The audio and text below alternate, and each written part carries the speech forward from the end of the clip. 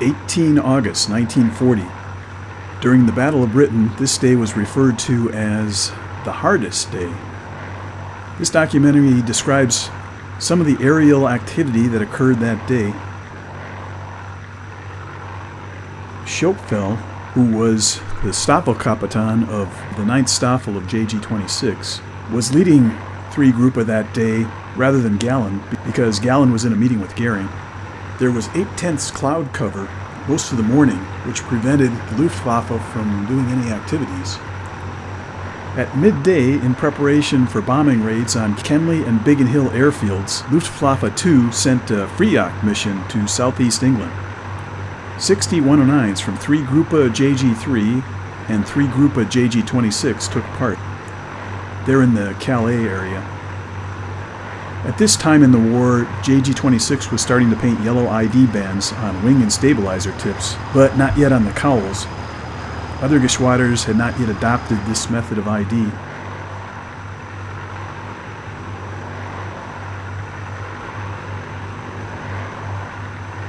Other Geschwaders had started adding dark modeling to their aircraft fuselage sides. I think they did that to blend in better over the ocean. German fighter formations at that time were considered to be more advanced than the British. They flew in finger 4 swarms, with each swarm of 4 aircraft divided into 2 Rate, and each Rate had 2 aircraft. There was a leader and a wingman in each Rate. The German fighters also flew further apart, which gave them more freedom to look around and maneuver. The FRIAC crossed into English territory at Dover. When intercepted by Schopfel, 501 Squadron Hurricanes were in the classic rigid textbook fighter command formation. There were 3 aircraft V-shaped Vics, with the 3 Vics shaped in a V of V's. The 8 trailing aircraft had to watch their leader to avoid collision. A 4th Vic was added to weave above and behind the other 9 aircraft to watch their 6 o'clock blindside. The weaving reduced the speed of the whole formation. This photo over France shows how close the RAF fighters flew together. Number 501 Squadron Hurricanes had been stationed at Rye and were en route to their home field north of Rye when they were vectored by Fighter Command to take up patrol over the Canterbury area. They had to turn northeast to get to Canterbury and started climbing for altitude. Schopfel spotted the Hurricanes ahead and below him. They were circling above Canterbury trying to get altitude.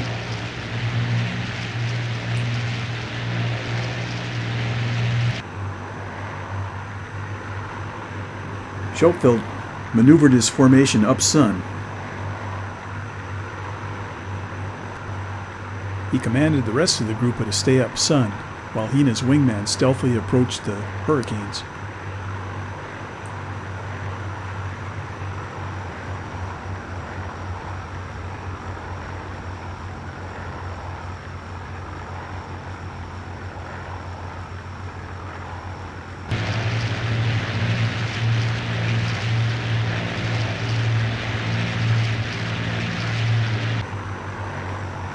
As soon as the Hurricanes turned away from Schopfel, he and his wingman dived into the blind zone behind the rear Vic as it weaved back and forth.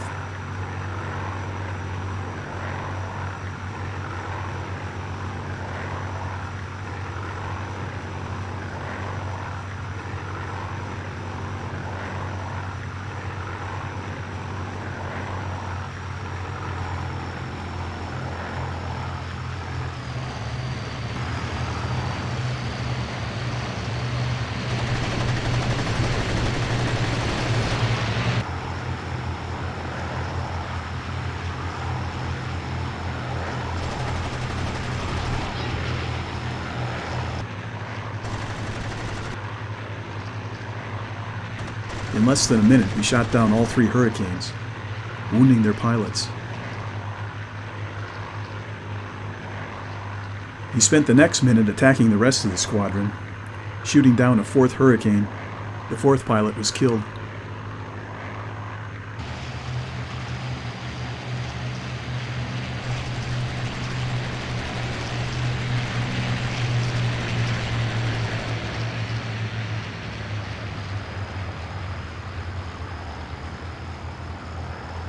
Schoepfeld later recalled this story to a journalist and claimed he approached so close to the fourth hurricane that oil from the stricken hurricane splattered all over his windshield and he couldn't see.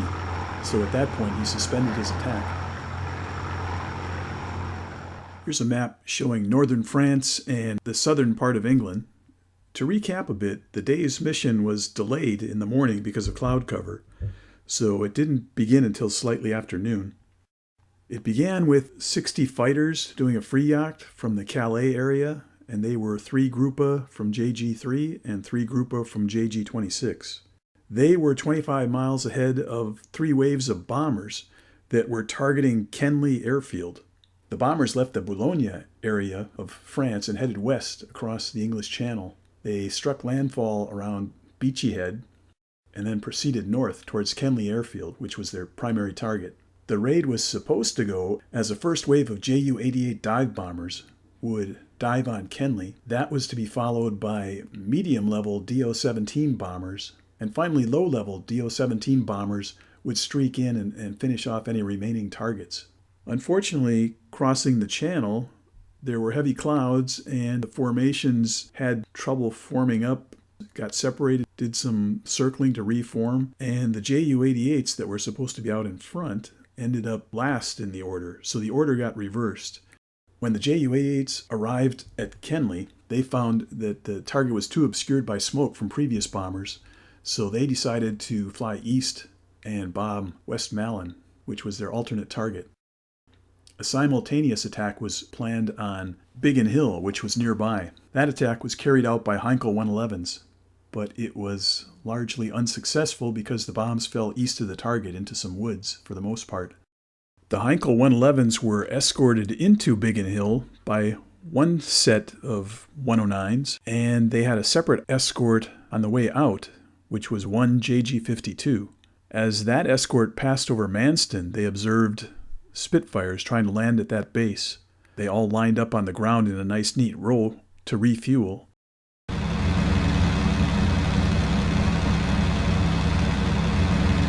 "12 Ju-88s of KG-76 to Staffeln begin to form up. Groups of 3 aircraft. They plan to be the first wave to attack Kenley, and they plan to dive bomb it.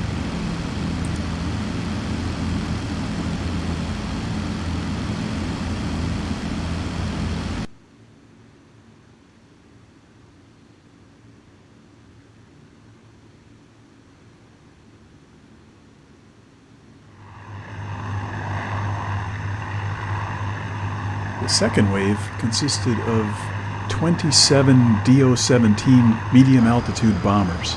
They're escorted by Bf-110s on either side and Bf-109s further out. Some of the Bf-109s flew above and behind the rest of the formation.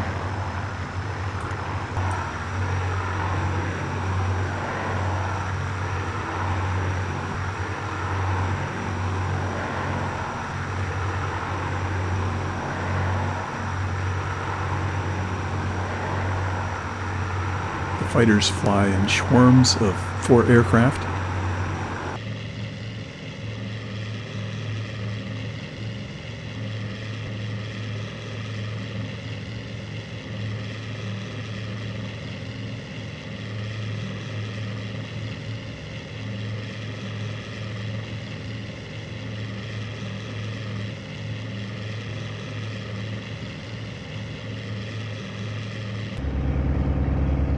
The third wave of the formation is 9 low-altitude Do-17s. This is the 9th Staffel of KG-76.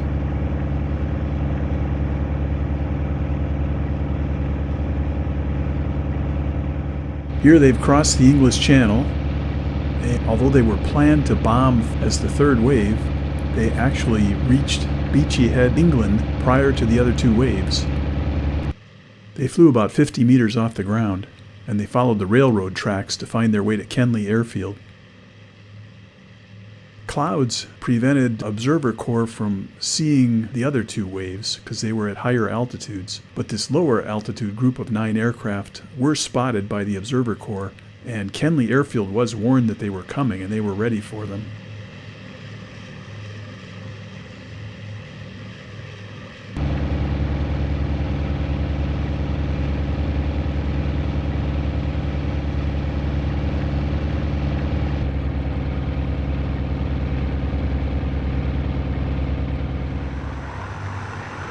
Here the second wave flies in.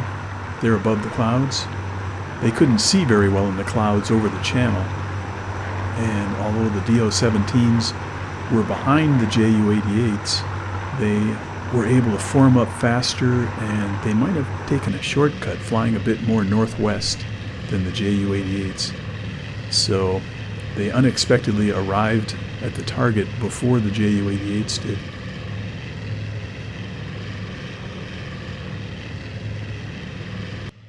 All three groups of bombers crossed at Beachy Head on the south-central part of England. They headed north. And the second wave bumped into a squadron of Hurricanes.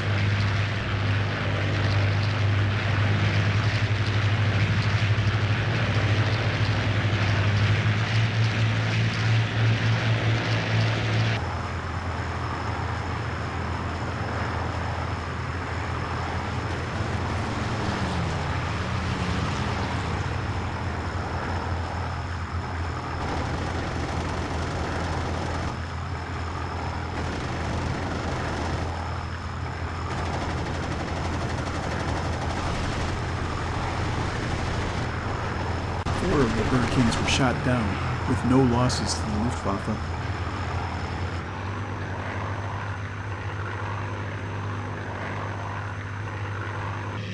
The low-level DO-17s found Kenly Airfield.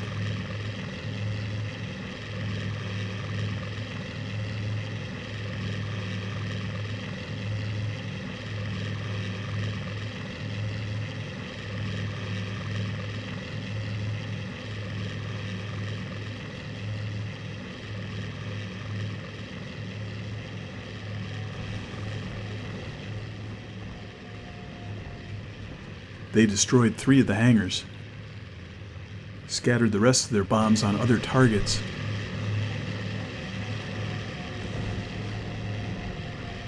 The anti-aircraft defenses were alerted. There were parachute and cable rockets.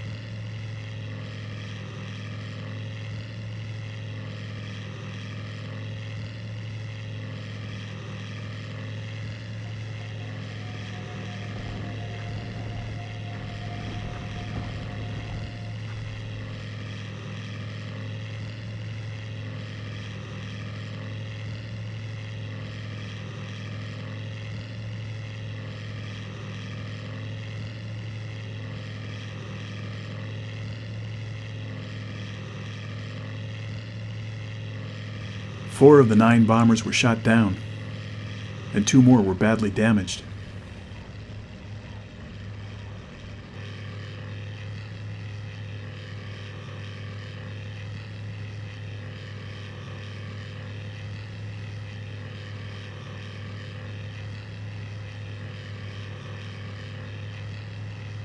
The medium-level bombers arrived 12 minutes after the low-level bombers. The carpet bombing is the result of the medium bombers.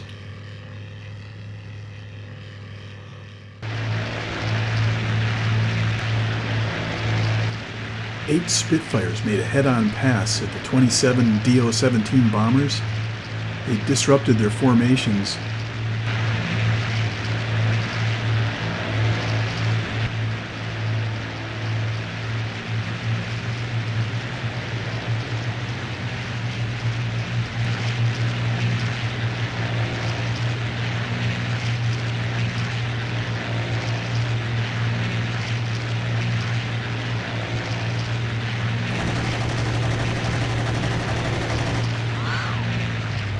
One ketta of DL-17s was shaken enough that they didn't drop their bombs. They instead proceeded to their alternate target of Croydon Air Base, a few miles to the north, and dropped their bombs there instead. Here the medium altitude bombers are dropping their bombs over Kenley.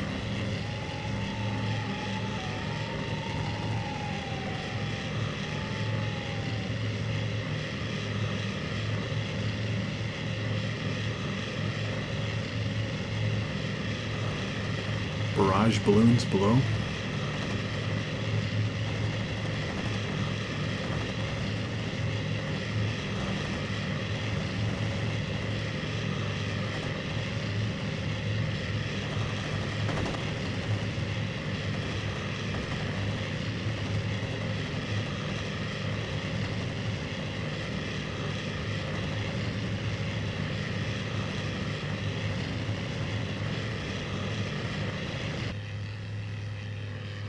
Kenley was devastated after it was attacked.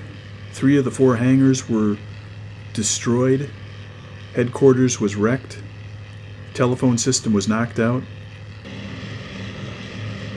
A barracks and sick quarters were damaged. Kenley was only out of action for 60 hours.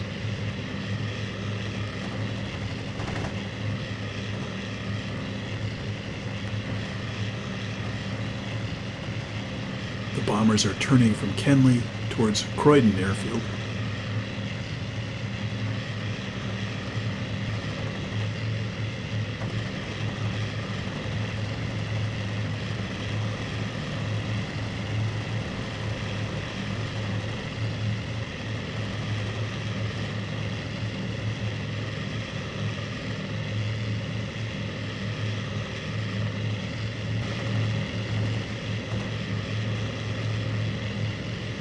When Ketta drops all of its remaining bombs over Croydon.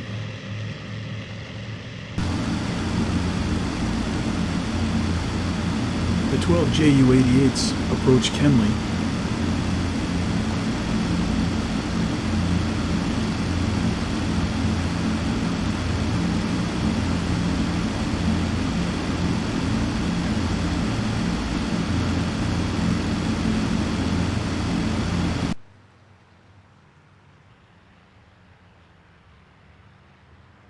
Smoke and debris that had been blown into the air dissuaded them from dive bombing. Plans were thwarted by the clouds over the channel. So they decide instead of bombing Kenley, they're going to proceed to their alternate target.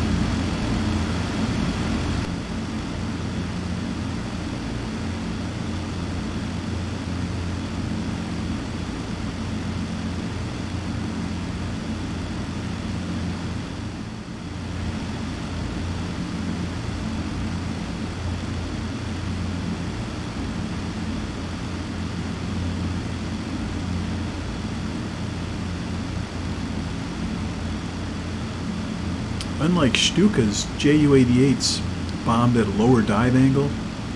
They would, I believe, typically come in at about a 45-degree angle. Stuka's could dive near vertical.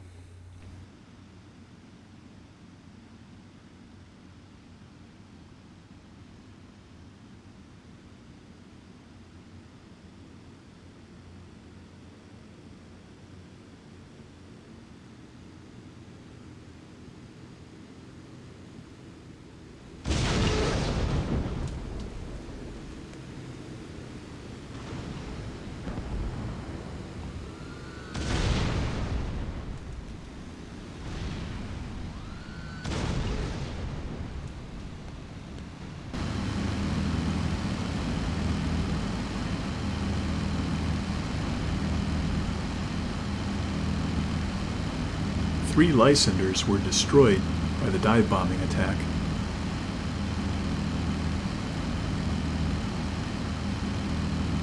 West Malling was actually put out of action for 2 or 3 days. Although the British fighters failed to stop the bombers from bombing bases, in some cases they didn't even get to the bombers, They did manage to catch up with the bombers on their return home, and few were shot down.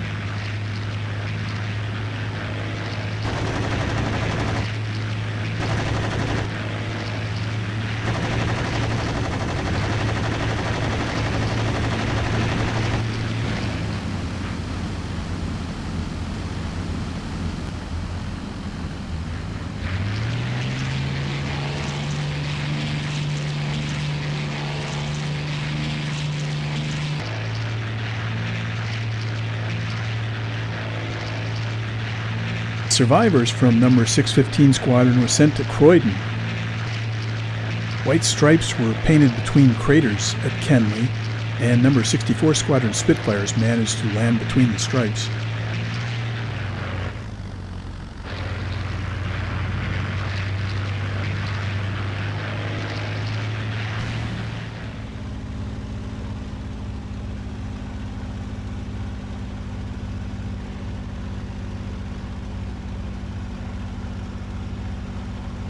Wolfgang Ewald was leading 16 109s from 1 JG-52. I think they were from the 2nd Staffel.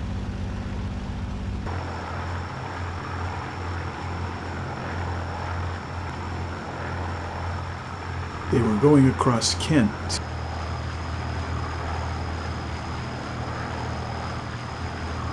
During their return to base, they spotted 266 Squadron's 11 Spitfires landing at Manston.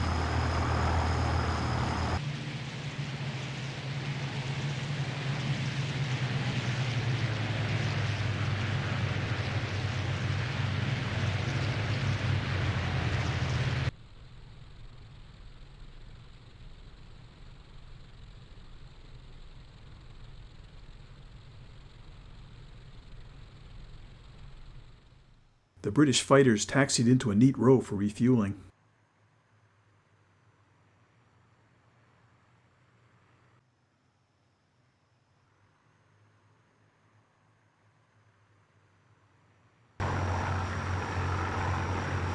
Ewald left 10 109s up as top cover, and he and 5 other aircraft dove down to attack the Spitfires.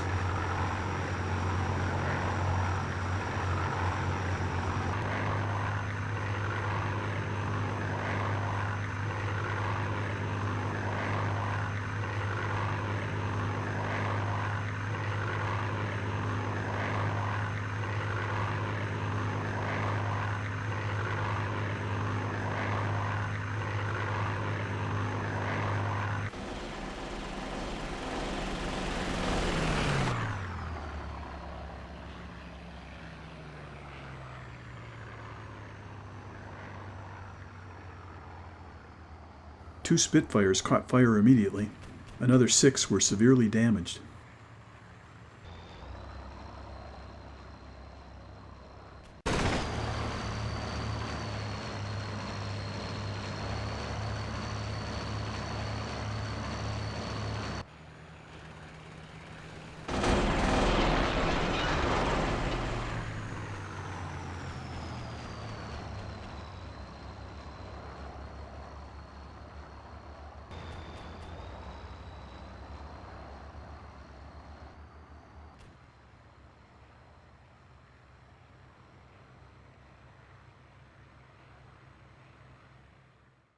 While Kenly and Biggin Hill airfields were being bombed by Luftwaffe 2, Luftwaffe 3 started a mission involving Ju-87 Stuka dive bombers that began near Cherbourg, France. They crossed the English Channel and made landfall around some south-central England Coastal Command airfields. That formation of 109 Stukas split up into 2 halves, an east half and a west half. The eastern half, consisting of 2 Gruppen, struck Naval Air Station Ford first. One Gruppe struck Ford, and the other Gruppe continued eastward, striking the Poling Chainholm radar station. The western formation also consisted of 2 Gruppen. Their targets were 2 Coastal Command airfields. Gosport was the first airfield to be attacked by one of the Gruppen, and the Thorney Island airfield was attacked by the second Gruppe. Although some of the raids were detected by the Chainholm radar defense system, Fighter Command did scramble at least 4 squadrons of Hurricanes and Spitfires to form a line in the southeast portion of England to protect London from attack. That was 11 Group.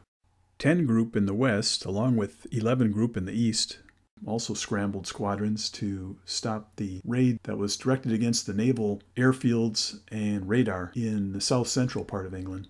None of the Fighter Command interceptions was successful in stopping the raiders before they were able to drop bombs, but they did do some damage to the bombers as they departed for home. At 13:30 hours, as the bombs were being dropped on Kenly and Biggin Hill, 109 Ju-87 Stukas were taking off from their bases in the Cherbourg area. They formed up as 4 Gruppen, headed across the English Channel. They were preceded by another free yacht of 109s and escorted by JG-27 and 1 Gruppe JG-53.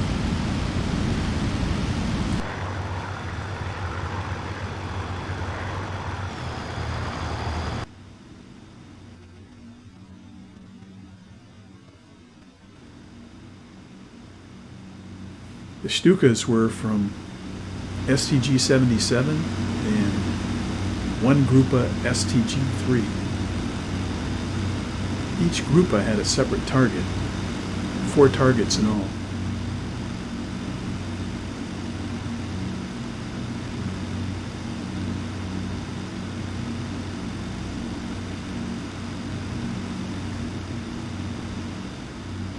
At 14:20 hours, the formation of Stukas split at Selsey Bill. 2 Stuka Gruppen headed to the west, and 2 Stuka Gruppen headed to the northeast.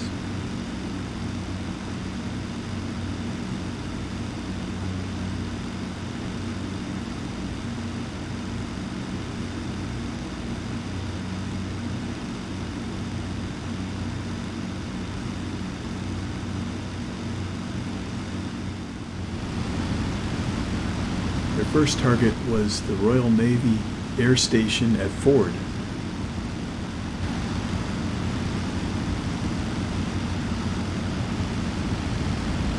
Ten and 11 groups each scrambled 3 squadrons, totaling 45 Spitfires and 23 Hurricanes.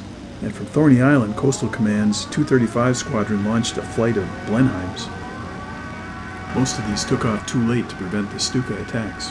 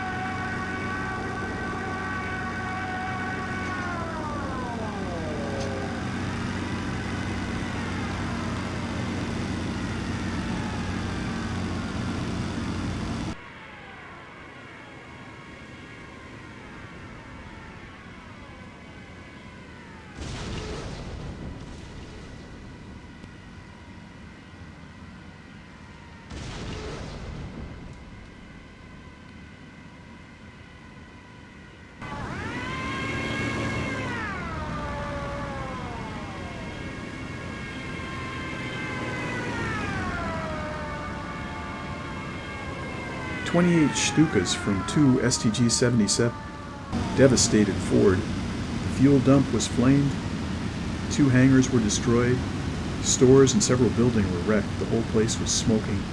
12 NAS biplane torpedo bombers preparing for Operation Sea Lion were destroyed on the ground. 26 other aircraft were damaged. 28 personnel were killed and 75 injured.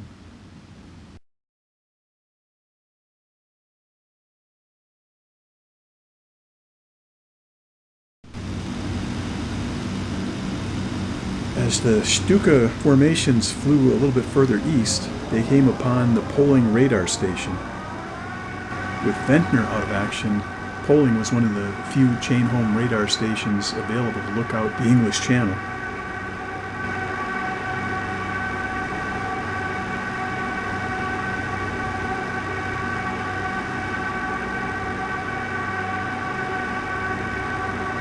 There were 4 transmitting antennas and 4 receiving antennas.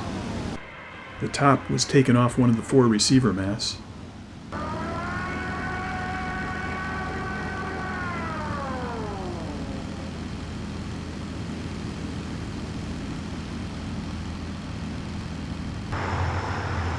"31 Stukas placed about 90 bombs around the receiver section, damaged a hut and a watch office. The site was out of action for the remainder of August.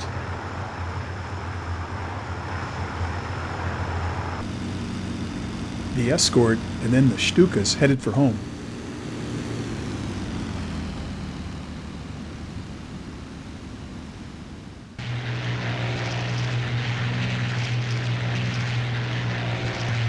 As the 59 Stukas tried to escape, they were intercepted. Number 602 Squadron Spitfires shot down 4 Stukas, and 2 more were damaged and crash-landed in France.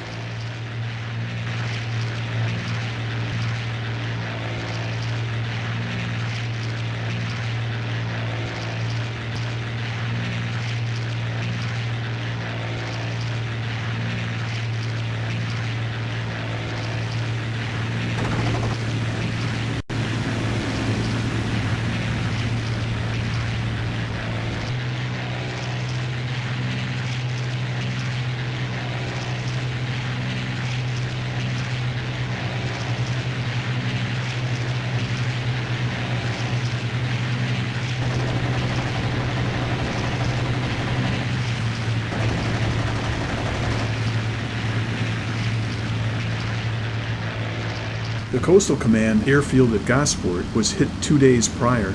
22 STG-3 Stukas hit it again at 14:30 hours.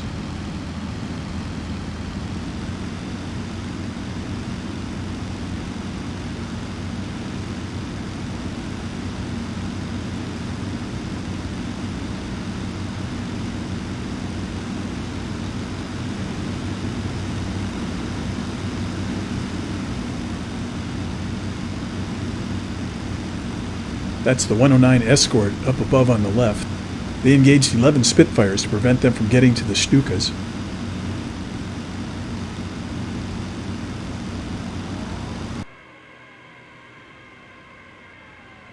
They wrecked 2 hangars and 5 more buildings, damaged another 10, including the station's headquarters, operations room, and torpedo workshop.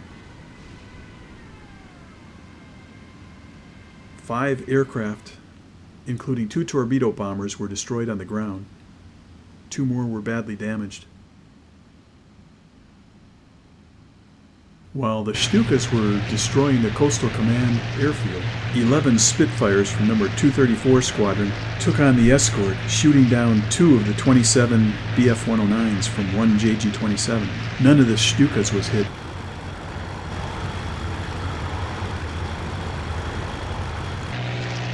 The Stukas are on the left, and the 109 escort is on the right.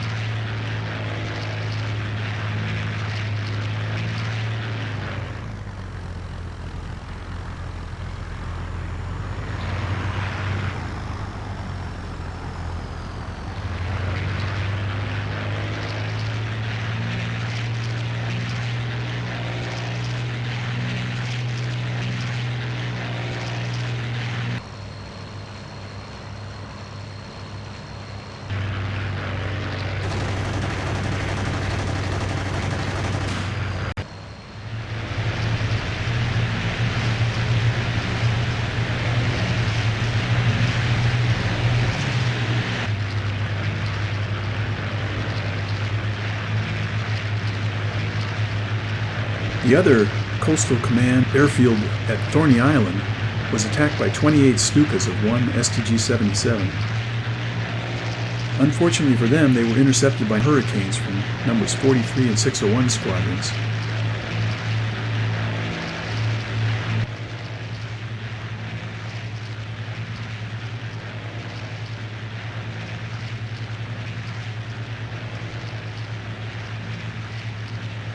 One Stuka was shot down before it could bomb.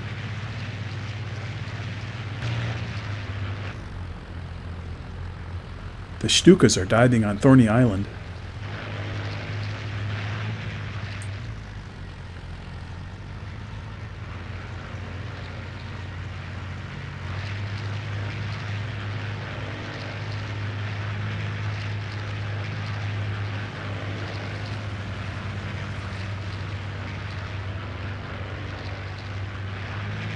At the airfield, 2 hangars and several buildings were wrecked.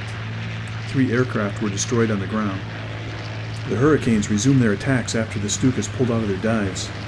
Another 10 were shot down trying to return home, plus 2 more crash landed in France.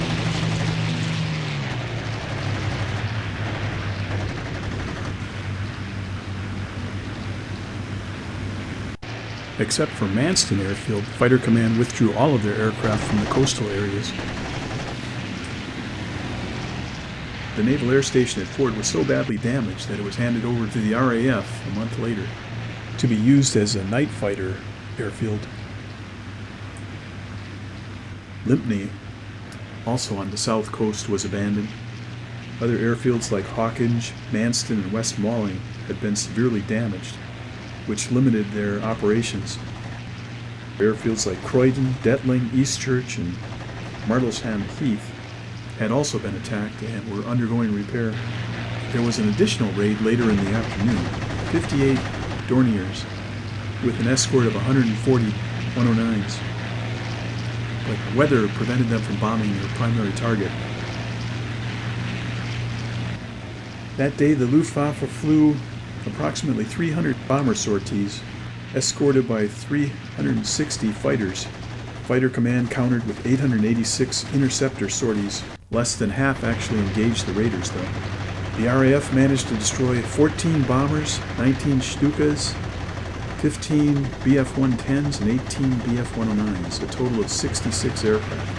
However, the Luftwaffe airfield attacks destroyed 19 RAF aircraft, including 10 Hurricanes and 12 Royal Navy torpedo bombers on the ground. I don't think there were too many more Stuka raids after that one. The Ju-87s were withdrawn from England. 34 Spitfires and Hurricanes were shot down in the air. The Luftwaffe had intended to continue high-intensity aerial bombardment, but the losses were so bad on this day they had to take a step back, go back into some planning meetings, and they considerably scaled back their operations the next few days.